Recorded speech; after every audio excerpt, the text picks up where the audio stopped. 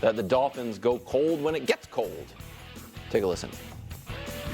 I think, well, if you're wanting to change the narrative, you're going to have an opportunity. I think that the opportunities down the stretch of the season are ones that this team at that point in time will be thirsting for.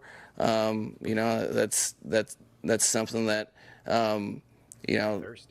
when I saw the schedule, I was pretty excited. Okay, here's Tua in the cold, brew, 0-6. Ouch. Touchdown interception. 46? Ouch. We've now upped it. It used to be 45. 46, not even. We've now done 46.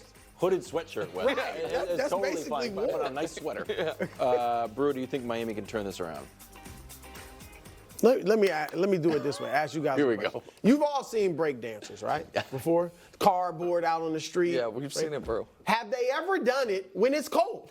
It's usually nice weather when they're break dancing, right? I mean, I don't know if that's accurate. I'm going to have to check. No. I mean, mostly, Yeah, it is. The joints get tight. Yeah. You can't pop really lock a like winter- you used to in the true. nice weather. No. All right. And first of all, it's not just Tua. This team since 1966 is 25, 49, and 1. I mean, they're when probably- it's 40 degrees or under. You can look at it two ways. You can say, bro, the 70s, the 80s, that doesn't count. Or you can say, wow, this is a real large sample size. All right. So I'm just saying. And then Tua. I mean, come on. Yeah. They've lost their last 10 games in 45-degree weather or worse. And you saw the numbers. His numbers are dramatically different. And I get it. Your numbers are going to be a little less in the cold weather. But can we get a W? So, no, I'm sorry. And I like Mike McDaniel, and Tua's okay. What in the world are you doing? What? I mean, it's pretty Boy, good. you were reaching so far down. Like, Where's the W? None of these players care about 25 and 49 and 1966 football. Well, let's just talk about 0 and 10 then. How about that? Look, the fact of the matter is what their coach is saying is factual. Like, we are going to put a magnifying glass on the late November game in Green Bay. Supposed to be 25 degrees. The late They're going to be the late game against Cleveland. 24 degrees. The late game here against the Jets. Supposed to be 27 degrees. Oh, So they're for in me, trouble. when I look at this, they do need to prove this point. However, if I am Miami, I would be trying to do what every team in the National Football League is believing that they can do this season. Be the number 1 overall seed. Yes. And have teams come to you. Yeah, well, that part's definitely true. Yeah, of but, course, but that's in order nice. to do that, they're going to have to succeed in some of these cold weather games. And you played So in I- cold weather your whole career, or most of it. That's why you feel different. So Those boys don't want that cold. hold on. So And the boys in the cold don't want to go down to that heat. all right, so can I say something that I think you guys are going to scoff at, but I believe is true? In that playoff game in Kansas City, now that was the third coldest game ever. So now we're talking extremes. Those are right. On one sideline, you have Do you guys hear this? That game was so cold, people lost like limbs. Like the hospitals in that area had a massive spike in like frostbite, and people's limbs had to be amputated. I mean, do you know how outrageous that is? And they're still dealing with the after effects of that. People are still struggling to keep their limbs from that game.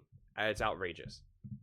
Andy Reid with damn stalactites hanging from his mustache. Disgusting. And just coaching. And Mike McDaniel, from the moment they first showed him, looked miserable. I think Mike has done everything to try to pump up Tua smartly. I also think he's a brilliant coach. I think that dealing with the cold starts with him.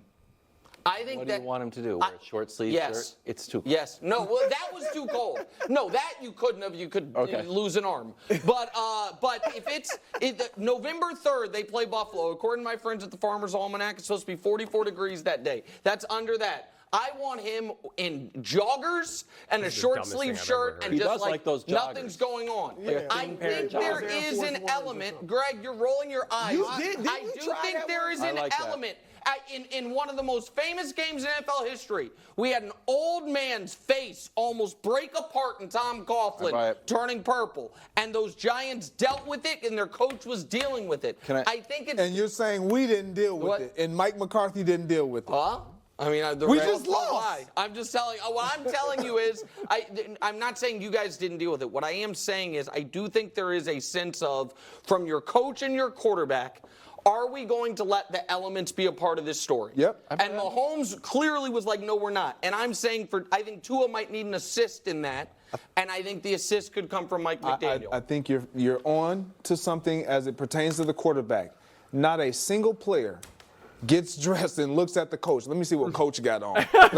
Well, we don't care about that. But if you now, like Mike McCarthy did when we were in Chicago back in 20 whatever it was, 11, 12, whatever, and we're losing or we're winning that game, and we came out the tunnel late at halftime, and we didn't have anything to play for. And See, Greg Jennings obviously has played, and that's the difference between an athlete and a non-athlete.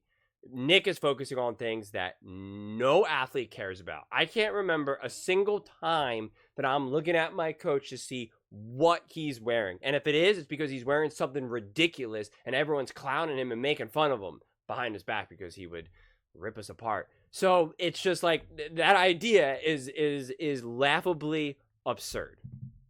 And he's all bundled up, yelling at us, why are you guys late coming out? Myself, Brett Favre, Charles Woodson, all of us. We're late coming out. And I'm like, man, you take all that stuff off. Exactly. That's my point. Never did I think, prior to the game, man, Mike even cold out here. Yeah, well, but you did at some point. It came in there. Because he challenged us. Right, yeah. When it didn't matter. You know what, Greg? You agree with me. Yeah, that's right. No.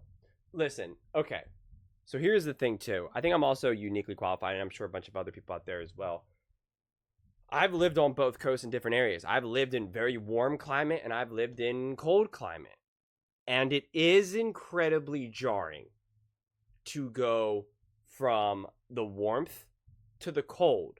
And it's different going the other way. So Greg earlier said, hey, the people that are in the cold don't want to go down in the heat.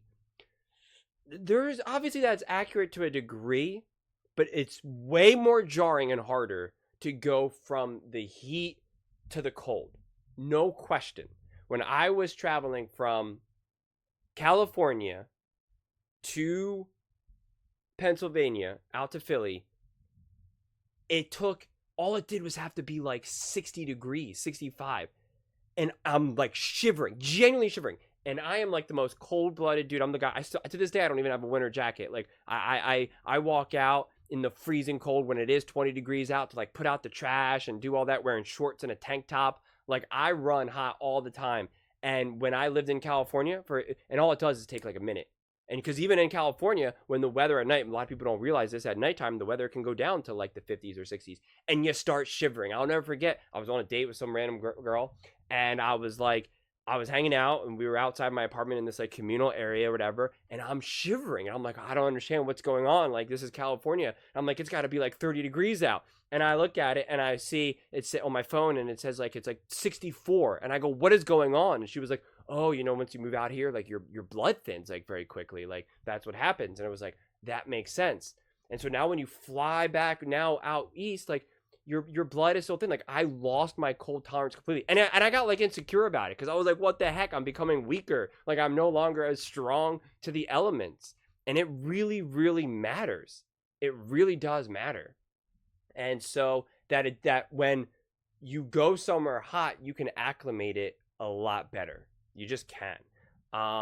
And so I think there is a real disadvantage with Miami in that regard. And I think that's why there is some truth to what Bruce's saying about going back. And you guys know I always call out when people say something about the 60s, the 70s, 80s. I don't even think it's relevant to go back into the 90s, or if we're talking about the Chiefs or the Eagles or whatever, like who cares what they did in 1997? Like that does not matter unless we're talking about a franchise as a whole and how they operate in their front office, especially as long as the GM is the same or management owners are the same or some of the players, like then it's relevant. But once we start to go too far back, it's like, I don't care. The rules have changed. The league has changed. The philosophy has changed. So, but if we are talking about something like this, I think that there is some truth to that.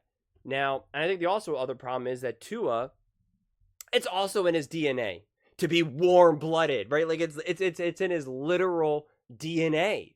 So it's not natural for him to be appearing in atmospheres that are 5 degrees out there. Like, it's not him. He's never done it in his life, in his relatively speaking life, as well as his parents and his ancestors and his ancestors and the ancestors. I mean, like, that's just the way it goes. So it becomes very difficult. And so I think it is a legitimate thing. With all that being said, does that mean that they can't succeed? I think, of course, they can. I think they do have to be more mindful of it. And I do think that they have to be more strategic with the game planning.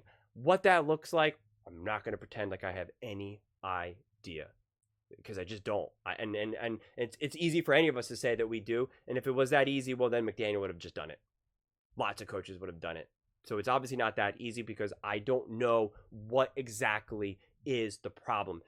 Are they just struggling to get the speed of the game? Does the physical contact of the game hurt them more? Because that's also a possibility. When you're really, really cold and you have that tolerance, just the contact hurts. We have that in baseball, especially. Your hands feel like they're going to shatter when you're playing in cold weather. It is like one of the most painful experiences you could ever imagine. I've never played football in super cold weather, coming from a warm area, right? So I don't have direct experience like this, as a lot of people, unless you're really traveling and playing in the NFL, you're not really playing football in February, where you're really playing in snow, freezing cold weather. I personally do not have that experience. So if you do, let me know.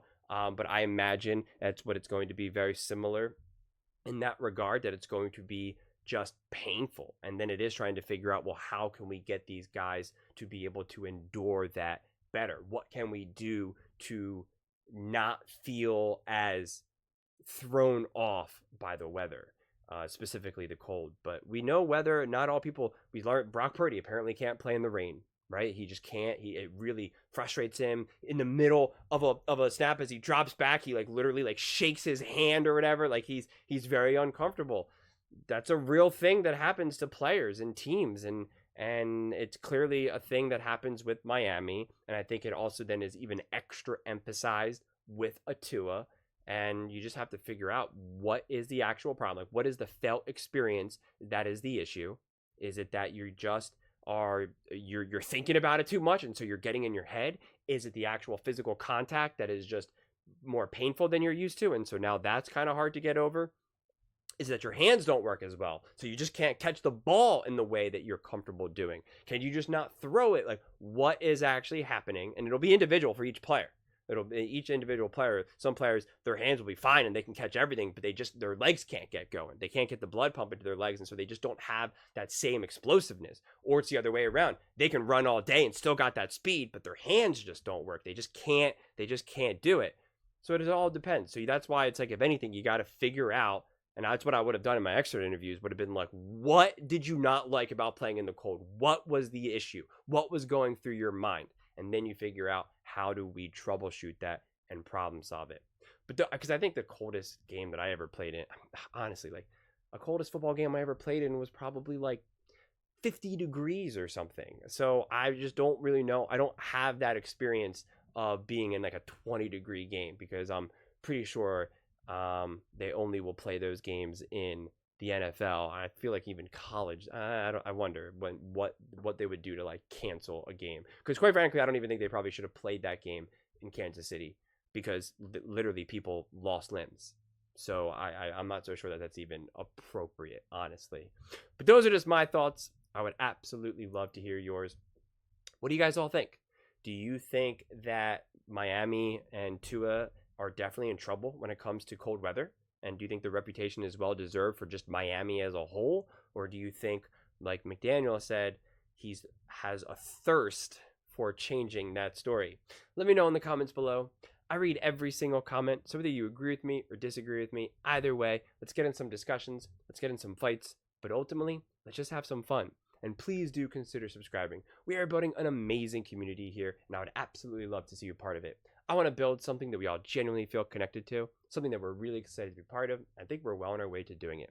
And please don't forget to give this video a thumbs up, as it really does help with the visibility and the algorithm. Thank you so much, and see you next time.